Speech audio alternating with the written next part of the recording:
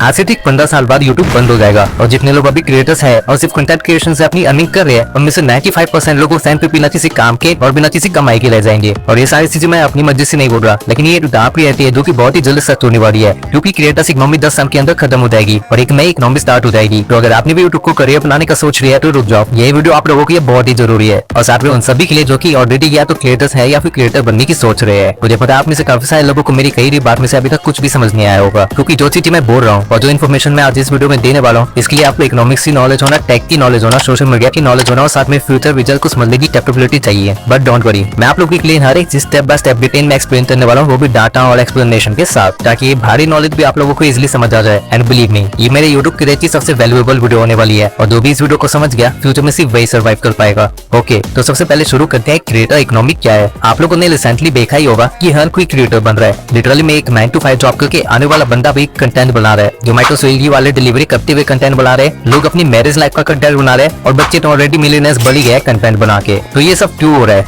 सबके हाथों में इंटरनेट अभी आया इसलिए? ऐसा बिल्कुल भी नहीं है, बल्कि अभी की इकोनॉमी में बिना क्रिएटर भले आप सर्वाइव ही नहीं कर सकते। और इस मोमेंट पे क्रिएटर से मेरा मतलब इन्फ्लुएंसर बनना नहीं है। क्रिएटर का मतलब है कुछ भी क्रिएट करना। एक फ्रीलांसर भी एक क्रिएटर है, एक ब्लॉग राइटर भी एक क्रिएटर है और एक एडिटर भी क्रिएटर ही है। जो भी वेब 2 का इस्तेमाल करके कुछ प्रोड्यूस कर रहा है वो एक क्रिएटर है। अभी वेब 2 क्या है ये मैं आपको आगे एक्सप्लेन करूंगा, लेकिन अभी के आप ये स्टैट्स देखिए। जनवरी 2020 में क्रिएटर इकोनॉमी का साइज सिर्फ $104 बिलियन था और राइट नाउ क्रिएटर इकोनॉमी का साइज $200 बिलियन से भी ज्यादा हो चुका है। और 2030 तक यानी कि आने वाले 5 साल के अंदर ये इकोनॉमी $528 बिलियन की इकोनॉमी बनने वाली है। अब ये साइज देख के आपको लग रहा होगा कि ये तो अच्छी बात है, जितना ज्यादा इकोनॉमी बढ़ेगी उतना ज्यादा क्रिएटर्स अर्न करेंगे। बात आपकी बिल्कुल सही है, लेकिन जब भी इकोनॉमी ज्यादा ऊपर जाती है तो एक डिप जरूर आता है और ये डिप जरूरी होता है। जो भी लोग इकोनॉमी के स्टूडेंट्स हैं उन लोगों को ये बात अच्छे से समझ आ रही होगी, लेकिन ये डिप क्यों आएगा और कैसे आएगा और इसका क्या इम्पैक्ट होगा ये समझ लीजिए। आपको पहले 3 फॉर्म्स ऑफ वेब को समझना पड़ेगा। कुछ सेकंड्स पहले मैंने वेब 2 का नाम लिया था, जिससे ये तो ऑब्वियस हो गया कि वेब 1 जैसा भी कुछ एग्जिस्ट करता है। तो मैं सबसे पहले वेब 1 से स्टार्ट करता हूँ।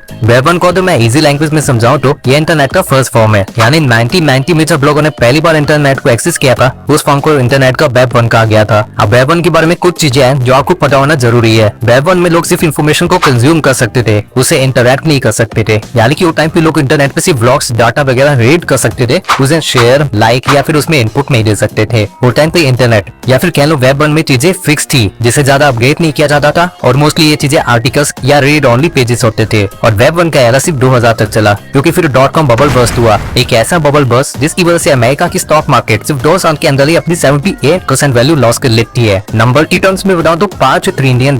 ये सब हुआ था क्योंकि वेब 1 नया था और बहुत सारे बिजनेसेस इंटरनेट के भरोसे पे खुल रहे थे और लोगों ने सिर्फ ज्यादा ऑप्टिमिज्म के साथ देखा और एक अनरियलिस्टिक हाइप क्रिएट हो गई। इस टाइम पे classmates.com और लाइव जनरल जैसे सोशल मीडिया एग्जिस्ट करते थे, जिसपे गिने चुने लोग थे। और जो मैं गिने चुने कह रहा हूँ तो मेरा मतलब लिटरली में गिने चुने ही है। लेकिन इंटरनेट में अपडेट आया 2004 में और वेब 2 की शुरुआत हुई। वेब 2 वेब 1 से अलग था। यहाँ पे आप सिर्फ इन्फॉर्मेशन को रीड नहीं कर सकते थे, बल्कि आप उसके साथ इंटरैक्ट भी कर सकते थे। यानी कि आप इन्फॉर्मेशन को शेयर कर सकते हो, उस पर कमेंट कर सकते हो, उसे लाइक कर सकते हो और बहुत कुछ। बेसिकली आप इंटरनेट पे अवेलेबल चीजों को सिर्फ कंज्यूम नहीं कर रहे हो, बल्कि उसे इंटरैक्ट भी कर रहे हो, उसे एक्सपीरियंस कर रहे हो। और वेब 2 में ही बनता है फेसबुक और यूट्यूब, जो कि आगे चल के क्रिएटर्स इकोनॉमी की शुरुआत करता है। क्योंकि अब लोग सिर्फ कंज्यूम नहीं करना चाहते थे, वो क्रिएट करना चाहते थे। जो भी वो देख रहे हैं या फिर जो भी वो हमेशा से करना चाहते थे उसे वो क्रिएट करना स्टार्ट कर देते हैं। वेब 2 राइट नाउ अपनी पीक पे चल रहा है और इस फॉर्म ऑफ इंटरनेट ने वो अचीव कर लिया जिसके लिए बनाया गया था, सभी लोगों को क्रिएटर बनाना। राइट नाउ हम वेब 2 को उसकी पीक पे एक्सपीरियंस कर रहे हैं, इसलिए हमें लग रहा है कि हर कोई क्रिएटर ही बनता जा रहा है, जो कि सच भी है और ये होना पहले से तय था। लेकिन जिस तरह ये कंफर्म था कि एक दिन सभी लोग क्रिएटर ही बन जाएंगे, उसी तरह ये भी कंफर्म है एक दिन ऐसा आएगा जब सारे क्रिएटर्स अपने करियर को नहीं बचा पाएंगे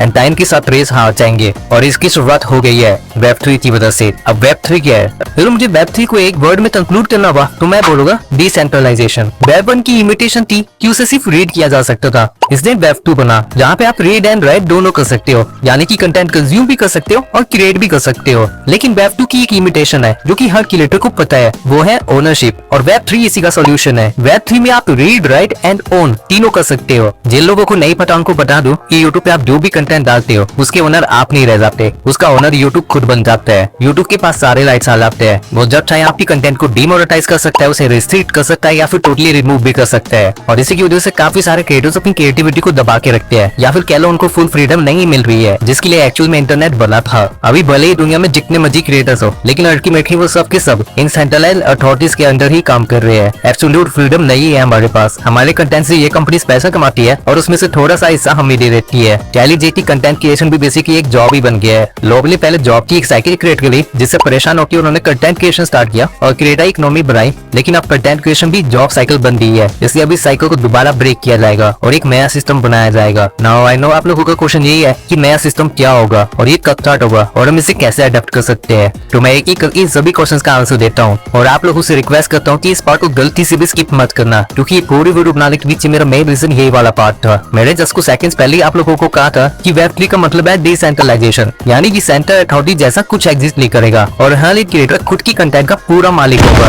यही है वेब3 में कंटेंट क्रिएशन का फ्यूचर और ये चीज ऑलरेडी स्टार्ट हो गई है। जैसे ही वेब3 कॉमन होगा यूट्यूब बंद हो जाएगा, क्योंकि यूट्यूब एक सेंट्रल अथॉरिटी है और वेब3 में अथॉरिटीज एग्जिस्ट नहीं करेगी। वेब3 में नए प्लेटफॉर्म्स आएंगे जहाँ पे क्रिएटर्स ही ओनर्स होंगे और डायरेक्टली अर्न करेंगे अपनी ऑडियंस से विदाउट एनी मिडलमैन। लेकिन मेन क्वेश्चन तो ये है कि अगर अथॉरिटीज ही एग्जिस्ट नहीं करेगी तो हमें पैसे कहाँ से आएंगे, कंटेंट क्रिएटर्स कहाँ से अर्न करेंगे? जवाब है कम्युनिटीज से। फ्यूचर में यानी कि आने वाले 10 साल में सोशल मीडिया प्लेटफॉर्म्स भी टीवी की तरह हो जाएंगे। अगर आप लोगों को याद हो तो पहले 2000 से लेकर 2010 के करीब केबल के थ्रू टीवी देखा जाता था। हर महीने केबल कंपनी को 70 से 100 रुपए दिए जाते थे और हमें नियरली 30 से 40 चैनल्स दिखते थे टीवी पे, जिनमें से हम कुछ भी देख सकते थे। लेकिन फिर नए नए चैनल्स खुलने लगे और केबल गायब हो गया और डीटीएच सर्विस आई, जहाँ पे लोग सिर्फ अपने फेवरेट चैनल देखने के लिए पैसे देते थे। फालतू की चैनल्स की जो पैसे हुआ करते थे वो हम नहीं देते थे। लेकिन इसमें भी एक लिमिटेशन थी कि हमें देखना वही पड़ता था जो चैनल पे आ रहा है, इसलिए ओटीटी का राइज हुआ और अब लोग टीवी में अपनी मर्जी का कंटेंट पैसा दे के देखते हैं। बिल्कुल इसी का यूट्यूब भी अभी एक फ्री का केबल है, जहाँ पे अभी जितने भी चैनल्स हैं उन सबको आप देख सकते हो अपनी मर्जी के अकॉर्डिंग। लेकिन वेब3 में यानी आने वाले 5 साल के बाद क्रिएटर्स अपने कंटेंट को सिर्फ अपनी पेड कम्युनिटीज में शेयर करेंगे और क्योंकि आपको उसका कंटेंट देखना होगा तो आप उस क्रिएटर को पे करोगे, जिससे कि क्रिएटर डायरेक्टली अपनी ऑडियंस से पैसे कमाएगा और बीच में यूट्यूब जैसी अथॉरिटी पैसे नहीं खा पाएगी। लेकिन ये सब होगा कहाँ पे? ये सब होगा ब्लॉकचेन टेक्नोलॉजी में। ब्लॉकचेन, क्रिप्टो, ये सब वेब3 का ही हिस्सा है। और अब आपको रियलाइज हो गया होगा कि मैं जो बातें बोल रहा हूँ वो 100 साल बाद की बातें नहीं है, बल्कि राइट नाउ प्रेजेंट में ये सब हो रहा है और धीरे धीरे सब फ्यूचर की तरफ ही जा रहे हैं, बस हमें पता नहीं लग रहा है। एंड आई नो आप लोग मेरी बातें सुनकर अभी तक पूरा कंफ्यूज हो चुके होंगे, क्योंकि अभी तक मैंने जितनी भी इन्फॉर्मेशन दी है ये आज से 3 साल बाद लोगों को रियलाइज होने वाली है। लेकिन मैंने अभी भी आप लोगों को सब कुछ नहीं बताया, इसलिए आप कंफ्यूज हो रहे हैं। एक बार आप कंटेंट क्रिएशन और मोनेटाइजेशन की पूरे प्रोसेस को समझ गए वेब3 के अंदर तो आपकी 90% कंफ्यूजन दूर हो जाएगी। इसलिए बस थोड़ी देर मुझे और ध्यान से सुन लीजिए। मैं आपको पूरा सिस्टम समझाता हूँ कि फ्यूचर की कंटेंट क्रिएटर्स का करियर कैसा दिखने वाला है। सबसे पहले तो जैसे जैसे क्रिएटर्स को पता चलेगा ये अब डिसेंट्रलाइज्ड सोशल मीडिया एग्जिस्ट कर रही है, वो धीरे धीरे यूट्यूब छोड़ने लगेंगे ज्यादा अर्निंग के लिए। ये प्लेटफॉर्म्स मस्टर्ड या लेंस प्रोटोकॉल जैसी साइट्स हो सकती है जो कि अभी भी एग्जिस्ट करती है और ब्लॉकचेन बेस्ड सोशल मीडिया है। अब जहाँ पे क्रिएटर जाएंगे ऑडियंस भी बन जाएगी और इस बार ऑडियंस की डाटा का ओनर यूट्यूब नहीं होगा बल्कि क्रिएटर खुद होगा। उसके पास उन सभी लोगों का डाटा होगा जो उसे देख रहे हैं। अब इस केस में क्रिएटर अपने डाटा को मोनेटाइज भी कर सकता है वो चाहे तो। फॉर एग्जांपल क्रिएटर अपने डाटा के किसी ब्रांड को चार्ज कर सकता है, जिन भी ब्रांड्स को डाटा की रिक्वायरमेंट होगी, क्योंकि ब्रांड्स को भी एड तो रन करनी है और अब ब्रांड्स भी यूट्यूब या गूगल से डाटा एनालाइज करवाने के लिए खुद से एनालाइज करना पसंद करेंगे, क्योंकि अगर ब्रांड्स के पास ज्यादा पर्सनलाइज्ड डाटा हुआ तो उनकी मार्केटिंग कैंपेन ज्यादा टर्नओवर ला सकती है। वेब3 के प्लेटफॉर्म जिसपे कंटेंट डलेगा वो आपको टोकन्स या क्रिप्टो दिया करेंगे उनके प्लेटफॉर्म को चलाने के लिए या फिर उस पर कंटेंट डालने के लिए, या फिर जब भी आप उसके प्लेटफॉर्म पे एंगेज करोगे उस चीज के लिए भी। स्टीमेट एक ऐसा ही प्लेटफॉर्म है जो कि उस पर कंटेंट डालने की आपको टोकन्स देता है, जैसे कि क्रिप्टो। एंड वेब3 में क्रिएटर्स को पता होगा कि उनको किसी स्पेसिफिक निश में वर्क करना है, इसलिए उनकी जो भी कम्युनिटीज बनेगी या फिर जो भी लोग उन क्रिएटर्स को देखेंगे वो एक निश ड्रिवन कम्युनिटी होगी और आपकी ऑडियंस भी आपको टोकन्स ट्रांसफर करेगी आपकी कम्युनिटी में ऐड होने के लिए या फिर बने रहने के लिए। ये काइंड ऑफ एक सब्सक्रिप्शन बेस्ड चीज हो जाएगी। ऑडियंस को प्लेटफॉर्म की तरफ से एंगेजमेंट टोकन्स मिला करेंगे जो कि वो यूज कर सकते हैं। जब भी ऑडियंस को कोई कंटेंट या कम्युनिटी पसंद आएगी तो वो टोकन्स को ट्रांसफर किया करेंगे क्रिएटर को और उन क्रिएटर्स को वो अपलोड किया करेंगे, जिससे बाकी लोगों को भी पता चलेगा कि ये कम्युनिटी अच्छी है और यहाँ की क्रिएटर्स अच्छे हैं। और ऐसे ही धीरे धीरे उस क्रिएटर की कम्युनिटी ग्रो होगी। क्रिएटर इवन अपनी कम्युनिटी की छोटे छोटे शेयर्स भी सेल कर सकता है, जिससे जब भी उसकी कम्युनिटी बढ़ेगी तो उसको भी प्रॉफिट होगा और साथ में शेयर होल्डर्स को भी। पैटर्न जैसी साइज का भी वेब3 का एक वर्जन बनेगा जहाँ पे आपकी कम्युनिटी के बिगेस्ट साइज या कह लीजिए मोस्ट इंपोर्टेंट लोग आपकी थ्रू रिवॉर्ड ले सकेंगे और रिवॉर्ड में आप कुछ भी दे सकते हैं, अपनी कम्युनिटी के शेयर्स भी दे सकते हैं, कोई स्पेशल कंटेंट या फिर कोई एक्सक्लूसिव मेंबर का कार्ड, कुछ भी। क्रिएटर्स का अपनी ऑडियंस के साथ उन कम्युनिटीज में वर्चुअल मीटअप्स वगैरह भी होगा मेटावर्स की वजह से। वेब3 में एक टोटली आर्टिफिशियल दुनिया एग्जिस्ट करेगी जिसमें हर इंसान के पास खुद का अवतार होगा और लोग अवतार के थ्रू वर्चुअल मीटअप्स किया करेंगे। एंड वर्चुअल मीटअप्स में पार्ट लेने के लिए टिकट्स नहीं लगेंगे बल्कि आपको एनएफटी लगेंगे। क्रिएटर्स खुद के एनएफटी बना के उनको सेल कर पाएंगे और क्रिएटर की वैल्यू से डिसाइड होगा कि उनके एनएफटी का क्या प्राइस होगा और जिन भी ऑडियंस को वो एनएफटी मिला करेंगे उससे वो रीसेल भी कर सकते हैं, ट्रेड भी कर सकते हैं, यानी कि लेन देन चलता रहेगा। ये होने वाले है फ्यूचर कंटेंट क्रिएटर्स की लाइफ। इस तरह फ्यूचर कंटेंट क्रिएटर्स अपने कंटेंट को शेयर करके अर्न करने वाले हैं। एंड आई गेस अभी तक आप समझ गए होंगे कि एक बार वेब3 आ जाए तो क्रिएटर के पास कितने ज्यादा सोर्सेस होंगे अर्निंग के। उनको सिर्फ एड्स के भरोसे नहीं बैठना पड़ेगा बल्कि ऑडियंस और क्रिएटर आपस में मिलकर एक दूसरे को ग्रो करवा सके। सकेंगे और वेब3 में ऑडियंस भी अर्न करेगी क्रिएटर्स की ग्रो होने पे या फिर उनकी कम्युनिटी में ऐड होने के बाद। और यही वो इन्फॉर्मेशन थी जो मैं आप लोगों के साथ शेयर करना चाहता था। फ्यूचर में सब्सक्राइबर्स या फॉलोअर्स की कोई वैल्यू नहीं रह जाएगी, वैल्यू होगी तो सिर्फ कम्युनिटी की। कम्युनिटी एक ऐसी ऑडियंस की जो कि पे कर सकते हैं, आपको देखना चाहते हैं और आपको आगे ले जाने में आपकी हेल्प कर सकते हैं। अब आप में से काफी सारे लोग कहेंगे कि मैंने इतनी बड़ी बड़ी बातें कर दी है, लेकिन ऐसा होगा इसका क्या कंफर्मेशन है और हम क्यों माने कि ये सब इतनी जल्दी होने वाला है। वेल, आपके इस डाउट को भी मैं अभी सॉल्व कर देता हूँ। अगर आप लोगों ने ध्यान दिया होगा तो रिसेंटली हर एक सोशल मीडिया प्लेटफॉर्म में कम्युनिटी का एक फीचर निकाला है, लेकिन आप लोगों ने सोचा कि क्यों। फेसबुक पे कम्युनिटी है, व्हाट्सएप पर चैनल्स हैं, इंस्टा पे ब्रॉडकास्टिंग चैनल्स हैं, यूट्यूब पे मेंबरशिप का फीचर है, लेकिन ये सब क्यों? क्योंकि सोशल मीडिया प्लेटफॉर्म चाहते हैं कि क्रिएटर्स अपनी एक कोर कम्युनिटी बनाए, उनकी ऑडियंस से वो ज्यादा इंटरेक्ट कर पाए, ज्यादा जुड़ पाए, क्योंकि इससे फ्यूचर में सोशल मीडिया प्लेटफॉर्म्स को ही फायदा होगा। जब कोई फीचर पुराना होता है या कॉमन हो जाता है तो कंपनीज का काम होता है कुछ नया लेके आना या एक नई डिमांड को क्रिएट करना ताकि कंपनी चलती रह सके। जब इंस्टा और यूट्यूब पे फॉलोअर्स और सब्सक्राइबर्स गेन करना इजी हो गया, तब उन्होंने कम्युनिटी का फीचर निकाला ताकि क्रिएटर बिजी रहे कम्युनिटी को बड़ा करने में और ऑडियंस भी एंगेज रहे क्रिएटर के साथ। इसके सिवा टेलीग्राम जैसे प्लेटफॉर्म्स जो कि इतने टाइम से एग्जिस्ट करते हैं, उन्होंने भी अभी अपने प्लेटफॉर्म को मोनेटाइज कर दिया है, लेकिन वो क्रिएटर्स को पैसे बैंक अकाउंट में नहीं देते हैं बल्कि गिफ्टों में देते हैं। उन्होंने खुद का एक क्रिप्टो बना रखा है जो कि है टोन। आपकी चैनल तो कितनी एंगेजमेंट है उस हिसाब से आपको टोन टोकन्स मिलते हैं, जिनको आप लेटर ऑन अपने क्रिप्टो वॉलेट में ले जा सकते हो और फिर उसको क्रिप्टो के साथ ट्रेड कर सकते हैं या फिर विड्रॉ कर सकते हो। रेडिट पे भी सेम वे में कम्युनिटी पॉइंट्स मिलते हैं जो कि इथेरियम ब्लॉकचेन की लेयर 2 पे स्टोर होते हैं। सिंपल लैंग्वेज में अभी ये समझ लो कि सोशल मीडिया प्लेटफॉर्म्स क्रिप्टो दे रहे हैं। इंस्टा के रिवॉर्ड सिस्टम को सोशल फी बोलते हैं, यानी कि सोशल फाइनेंस, और 2024 में सोशल फाइनेंस की मार्केट वैल्यू ऑलरेडी 2.5 बिलियन से ज्यादा हो चुकी है। राइट नाउ मार्केट में 400 से भी ज्यादा सोशल फाइनेंस प्रोजेक्ट चल रहे हैं और इनमें से कुछ के नाम है स्टीमिड, माइंड्स और फ्रेंड.पे। माइंड्स जैसे प्लेटफॉर्म पे 6 मिलियन एक्टिव यूजर्स है, वहीं स्टीमिड पे 1 मिलियन एक्टिव यूजर्स है। इसके सिवा सिर्फ पिछले साल ही यानी 2024 में बड़े बड़े इन्वेस्टर्स ने $470 मिलियन इन्वेस्ट किए हैं सोशल फाइनेंस सेक्टर में। और तो और स्टैट्स की माने तो nearly 45% social media users concern है अपनी प्राइवेसी और डाटा ब्रीचिंग को लेके। और ये भी एक रीजन है कि क्यों लोग blockchain based social media platform चाहते हैं, क्योंकि मात्र प्राइवेसी टोटली आपके हाथ में होगी, ओनर आप ही होंगे, डाटा वगैरह कोई ब्रीच नहीं कर सकता वहाँ पे। नाउ आई होप आप लोगों को ये बातें सुन के इतना तो रियलाइज हो गया होगा कि गेम बहुत पहले शुरू हो चुकी है। सोशल मीडिया कंपनीज लेके ऑडियंस तक सब शिफ्ट करना स्टार्ट कर चुके हैं और यही रीजन है कि मैंने कहा था यूट्यूब बंद होने वाला है। लेकिन अब क्वेश्चन आता है कि यूट्यूब कब तक बंद होगा, कैसे बंद होगा और एज ए क्रिएटर हमें क्या करना चाहिए। देखो, सबसे पहली चीज तो ये है कि इंडिया तक कोई भी चीज पहुंचेगी उससे पहले वो चीज फॉरेन में कॉमन हो जाएगी। फॉरेन में लोग जल्दी अडेप्ट करते हैं, लेकिन स्टिल अभी भी फॉरेनर्स को आराम से 3 से 5 साल लगने वाले हैं वेब3 सोशल मीडिया प्लेटफॉर्म से पूरी तरह से शिफ्ट होने में। ऐसा नहीं है कि लोगों को वहाँ पे ये चीज पता नहीं है, उनको पता है और लोग ऑलरेडी शिफ्ट भी हो रहे हैं, लेकिन स्टिल टाइम लगेगा जब तक ये नॉलेज पूरी तरह से कॉमन ना हो जाए। अब अगर कोई चीज फॉरेन में कॉमन होती है तो उसके 3 साल के अंदर इंडिया उसे अडेप्ट करता है और इंडिया के साथ बाकी एशियन कंट्रीज भी, तो ये हुए 8 साल। तो आप कह सकते हैं कि नियरली आज से 8 साल बाद हमारे पास नए सोशल मीडिया प्लेटफॉर्म्स होंगे जिन पे अर्निंग का वे कुछ और ही होगा।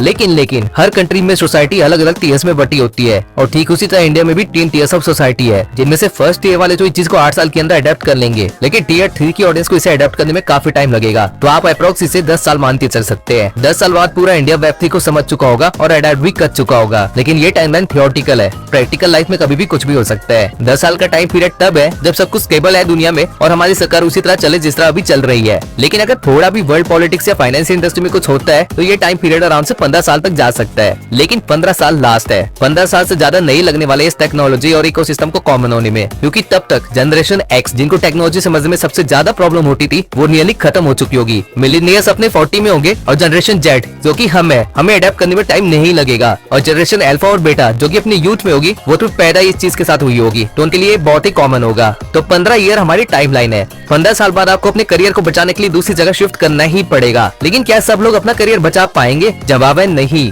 फ्यूचर में सिर्फ वो क्रिएटर सिक्योर है जिसके पास कम्युनिटी होगी और कम्युनिटी ऐसी होगी जो कि बाकी कॉम्पिटिटर से बेटर होगी, तभी आप लोग अर्न कर पाएंगे। अदरवाइज लोग दूसरे कम्युनिटीज में पैसे लगाएंगे और आपको कुछ भी अर्निंग नहीं होगी। इस सब के सिवाय जो लोग अभी मिडिल क्वालिटी या लो क्वालिटी कंटेंट बना के अभी अपना काम चला रहे हैं वो एग्जिस्ट ही नहीं कर पाएंगे, क्योंकि उस टाइम तक लोगों का कंजप्शन पैटर्न चेंज हो चुका होगा। जिस तरह टिकटॉक बैन होने के बाद लोगों को टिकटॉक का कंटेंट क्रिंज लगने लगा था और वो हाई क्वालिटी रील्स और शॉर्ट्स देखने लगे थे, ठीक उसी तरह जो बेकार नीश है या मीडियोकर कंटेंट है उस टाइम पे सिर्फ क्रिंज बन के रह जाएगा और कुछ नहीं। सर्वाइव सिर्फ वो कर पाएंगे जो टेक्नोलॉजी को जल्दी से अडेप्ट करेंगे और ऑडियंस को नचाना जानते होंगे और उनकी डिमांड उनसे बेटर समझ पाएंगे, उनके डाटा को अच्छी तरह से यूज कर पाएंगे, स्टडी कर पाएंगे और अपना काम चला पाएंगे। जितना आसान अभी के टाइम पे इन्फ्लुएंसर बनना है उतना ही मुश्किल होगा उस टाइम पे इस मार्केट में घुसना, और यही टाइम होगा क्रिएटर्स इकोनॉमी के खत्म होने का और मार्केट में एक डिप आने का। इसलिए मेरी आप लोगों को एडवाइस है, जब तक ये क्रिएटर इकोनॉमी चल रही है आप लोग जितने पैसे कमा सकते हैं कमाइए और ऑनलाइन के साथ साथ ऑफलाइन बिजनेस भी खोलिए, क्योंकि दुनिया बदलेगी और ये सब इतनी जल्दी होगा कि कोई भी रियलाइज नहीं कर पाएगा। अगर आप आज भी क्रिएटर बनने की सोचते हैं तब भी आपको क्रिएटर बनने में कम से कम 3 साल लग जाएंगे और फिर आपके पास कमाने के लिए सिर्फ 12 साल होंगे और नॉर्मली एक क्रिएटर का पीक टाइम सिर्फ 5 साल तक चलता है। तो मान के चलिए कि अपना फ्यूचर सिक्योर करने के लिए आपके पास सिर्फ 3 साल ही होंगे, लेकिन आप इस सबसे बच सकते हैं अगर आप अपने लर्निंग पीरियड को कम करके जल्दी से स्टार्ट कर दो तो आपके पास 3 साल से ज्यादा घट। इस सब के अलावा मैं चाहता हूँ कि मेरे सब्सक्राइबर Web3 के पहले यूजर्स बने, इसलिए मैं आप लोगों को कम्युनिटी बिल्डिंग भी सिखाना चाहता हूँ ताकि फ्यूचर के लिए आप लोग तैयार रहे। अगर मुझे इस वीडियो पे 3000 से ज्यादा कमेंट्स आते हैं तो मैं कम्युनिटी बिल्डिंग